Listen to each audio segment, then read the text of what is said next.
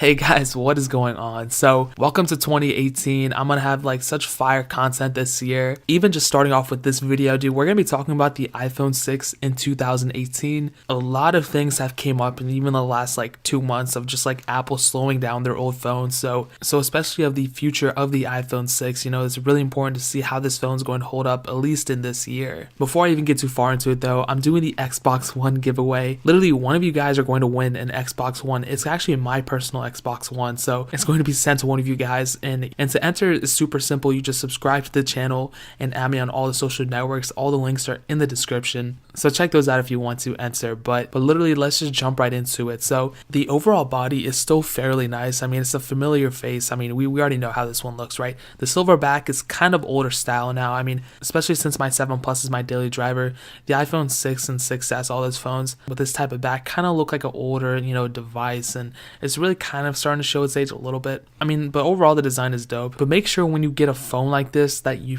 probably should buy a case. I always go for Apple's case they make. I love them. Even on my daily driver, my 7 Plus, I keep it. So I mean, I'll leave a link to this one in the description if you want to buy it. But the screen is the same resolution as the iPhone 8, so it's not bad. But I've noticed it's not that sharp. It's LCD, so it's not AMOLED like the iPhone 10. So colors are fairly accurate. It's not that bad of a panel even now. But knowing Apple, they'll probably mess up the panel some way too in the future.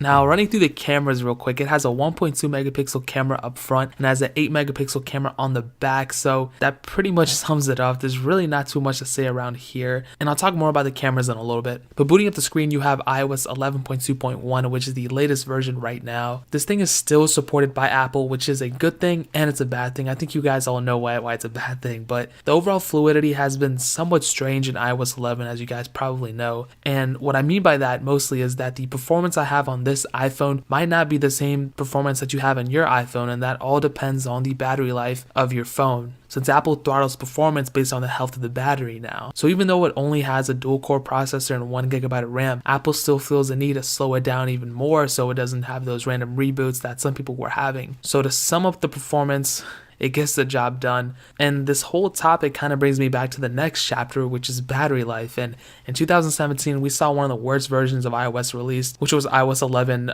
It's now much smoother and battery life has gotten a little bit better, but Apple has stated that an iOS version is coming within the next couple of weeks with detailed battery stats. So that's pretty cool. But honestly, as much as it pains me to say this, and I really didn't want to fund this little project Apple is doing, but what I would recommend you if you do plan on getting an iPhone 6 or 5S or even a 6S or 7 is go for Apple's $29 repair thing. I feel like it'd be well worth it. It's not going to be a night and day difference. If you're expecting that if you change the battery that you're going to have a blazing fast phone, that's not the case. It's not going to be comparable to the iPhone 8 or iPhone 10 or anything, but I mean, it'll be a little bit better, and I think the $29 might be worth it. Another thing I would recommend is getting the Apple battery case. Now, if you're already going to go in and you're already going to get the battery replaced, you might as well grab this case as well. Apple actually makes this case, and I actually have used it before on my iPhone 6 and 6S, so I would highly recommend you guys to get it. If you guys are already going to the Apple store, pick one up, but I'll leave a link in the description if you guys want to get it on Amazon. And this next chapter I want to talk about is camera quality, and honestly, it's still not that bad. Photos are solid. Low light shots aren't that great, I'll be honest, but there's a lot of cameras out there, even newer phones, which can't handle low light shots that well. But for the overall quality, I would give it like a 7 out of 10, which isn't bad considering the age of this phone. Now, it can only shoot videos up to 1080p, and it only does slow-mo at 720p at 60 frames per second. So for the average user, it's not that bad at all. But if you plan on getting into like any type of photography or anything, you might want to take it up a notch and go with the 6S or 7 or even the 7 Plus, whichever one is more in your price range. The front facing camera is 1.2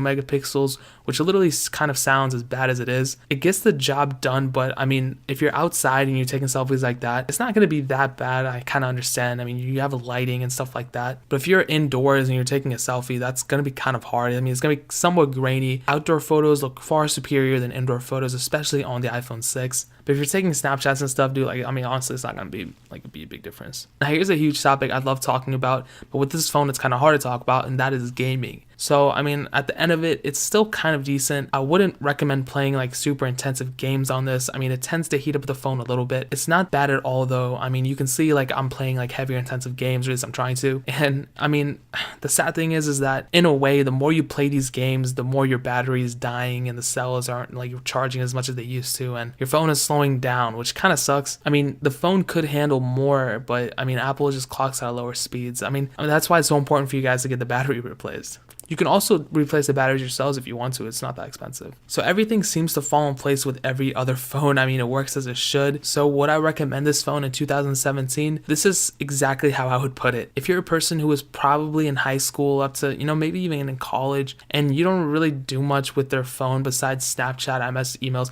all that like work stuff, light work, whatever, then this phone is not a bad phone at all. But I mean, if you're a person who like has a family and you want to take like amazing pictures of your kids and your dogs and needs all day battery, and needs like or like you're important and someone needs to contact you all the time and you need like a very reliable phone, then honestly you should probably get an iPhone 6s or even an iPhone 7, something like that. It's very hard for me to recommend the iPhone 6 because it's kind of at its end of life. So I mean, it's within the next year or two it's gonna be phased out. It's already kind of getting phased out with these updates. So I mean, even like your grandma or grandpa, you can give them the iPhone 6, they're not gonna care. But if you're in that middle range where like, you have a job or people need to contact you or whatever, you should probably go up to an iPhone 6s or a 7 or whatever. And here's actually a fun fact though, up until like 3 weeks ago, everyone in my family besides me had iPhone 6s as their daily driver, but one of my family members just got an iPhone 10. So I mean, but both my parents still have the iPhone 6 as their daily drivers. Isn't that crazy? So if you want to get an iPhone 6, links in the description. I will also leave links to an iPhone 6s and an iPhone 7,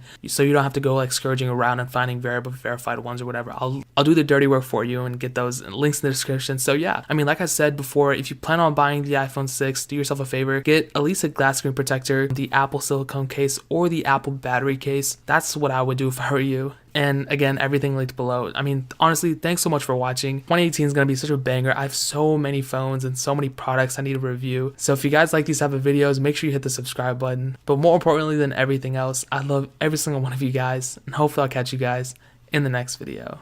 Peace out till then.